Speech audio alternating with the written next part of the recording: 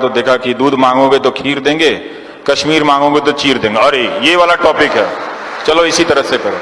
आप उस डिबेट को ध्यान से देखिए, ध्यान से देखिए। मान लीजिए कि आप मोदी समर्थक ही हैं, क्या वो उस डिबेट में आपको तरह तरह की सूचनाएं दी जा रही हैं। एक समर्थक का भी अपना एक सेल्फ रेस्पेक्ट होता है ना, कि वो चीजें जानना चाहता है। तो क्या वो मीडिया आपको ढंग से बता रहा है, आपका सेल्फ रेस्पेक्ट बढ़ा रहा है? वो दरअसल आपको इंसल्ट करता है रोज कि आप उनके वोटर हैं, आपको गलत बातें बताकर, झूठ बातें बताकर लाल रंग का टांग देगा। चिन्मयानंद स्वामी के खिलाफ कुछ होगा, सब साइलेंस में चले जाएंगे। आजम खान के यहां बकरी पे भी केस होगा, घंटों घंटों बहस होने लगेगी। तो वो आपको हमेशा एक अपने पड़ोस के मुसलमान को वो हमेशा दुश्मन के रूप में देखना सिखा रहा है। मैं साफ साफ कहता हूं, और इसको आप नोट कर लीजिए।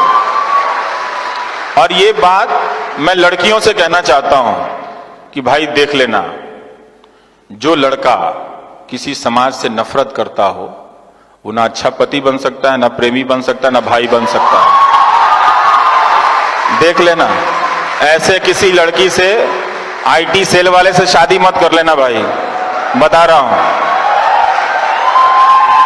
ध्यान से। पता चला कि दहेज तो नहीं देना चाहिए, मां बाप ने चोरी छुपे कुछ पैसा दिया, लाखों रुपए भी गए और मिल गया और नफरत करने वाला, तो वो प्रेमी नहीं हो सकता है। मोहब्बत बहुत जरूरी है दोस्त, मिट्टी से भी और इंसान से भी। ऐसा नहीं हो सकता कि इंसान से मोहब्बत ना करो और कहो कि हम मिट्टी से मोहब्बत करते हैं। हम मिट्टी से मोहब्बत इसलिए करते हैं कि उस मिट्टी में बसने वाले इंसानों से भी मोहब्बत करते हैं। ये बात ध्यान रखिएगा। आज इंदौर में बीजेपी के आईटी सेल के प्रभारी हैं विक्की मित्तल, फेसबुक पे उन्होंने क्या लिखा कि गोडसे जी की पिस्तौल की नीलामी करवा दीजिए, पता चल जाएगा देशभक्त थे कि आतंकवादी थे। हम यहां पर आ गए, गांधी को मारने वाले के लिए ताली बजा के आप हिंदुस्तान नहीं बना सकते, नहीं बना सकते हो आप।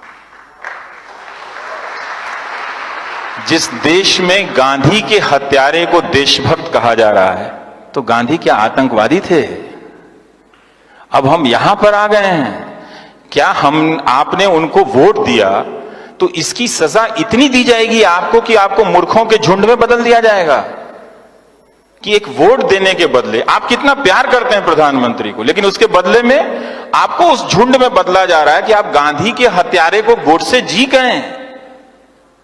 थोड़ा सावधान रहिए, हो क्या रहा है इस देश में। और वो फेसबुक पे लिख रहे हैं, ये कभी हुआ था? कभी नहीं हुआ था। क्योंकि ये पॉलिटिक्स, आईटी सेल और मीडिया ये मान के चलता है कि आपने अपनी बुद्धि स्थगित कर दी, आप में बुद्धि नहीं है। मैं नहीं मानता, मैं उनके वोटर को बहुत सम्मान से जानता हूं, मुझे मालूम है कि वो एक अलग तरीके से सोच रहे हैं, लेकिन उनसे, वो चूंकि उनको वोट देते हैं, उनसे बदला नहीं लिया जाना चाहिए। उनको सजा किस बात की दी जा रही है कि उनसे ये कहा जा रहा है, अब चूंकि तुम उनको वोट देते हो, तुम अब मुसलमानों से नफरत करने लगे हो, तो चलो अब गोडसे को भी गोडसे जी बोलो। फिर मालूम नहीं अगली बार अब आपसे क्या कराएंगे, आपके हाथ में बम दे देंगे, कहेंगे जाके फट जाओ कहीं पे, तुम नौकरी मत मांगो। ये मत कीजिएगा, ये मत कीजिएगा। ये शर्म की बात है कि हमारे देश में गांधी की हत्या हुई, और ये उससे भी ज्यादा शर्म की बात है कि एक राजनीतिक दल का कार्यकर्ता फेसबुक पे लिख रहा है गोडसे जी कि पिस्तौल नीलामी कीजिए तो खरीदने वाले लोग आ जाएंगे और उसके 2 करोड़ दे के साबित हो जाएगा देशभक्त थे। गांधी की लाठी की कोई कीमत नहीं है दोस्तों, कोई कीमत नहीं है उनकी लाठी की। उस लाठी को उन्होंने कभी किसी पे नहीं चलाई, तो ये मत होने देना। हालांकि अब देर हो चुकी है, अब तुम्हारे पास करने के लिए कुछ है नहीं, फिर भी बता रहा हूं कि आपको एक रोबोट में बदल दिया गया है, गलत गलत सूचनाओं से भर के। अब आपसे सिर्फ 2 ही काम लिए जाएंगे, समुदाय के नाम पे, धर्म के नाम पे आपको एक झुंड में बदला जाएगा कि आप जाओ उसको मार आओ, पहलू खान को, या फिर आप सुबोध कुमार सिंह को मार के आओ। उसे भी इंसाफ नहीं मिला, सुबोध कुमार सिंह को भी इंसाफ नहीं मिला।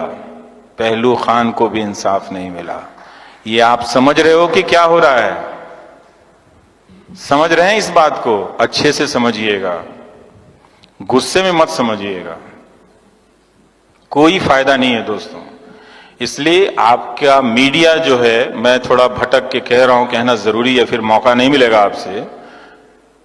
आपका मीडिया अब आपसे बदला ले रहा है। जब तक आप अपने आप को अलर्ट नहीं करेंगे, एक्टिव नहीं करेंगे, ये मैं क्यों कहता हूं कि आप इन अखबारों को पढ़ना बंद कर दीजिए, इन चैनलों को देखना बंद कर दीजिए और पैसा प्रधानमंत्री राहत कोष में दे दीजिए। ये मैं इसलिए इस उम्मीद में कहता हूं कि आप दबाव डालेंगे तभी मीडिया स्वतंत्र होगा, तभी मीडिया स्वतंत्र होगा। और एक बात जान लीजिएगा, मीडिया की स्वतंत्रता हमसे अपनी नौकरी के लिए नहीं कह रहे हैं, आपके लिए कह रहे हैं।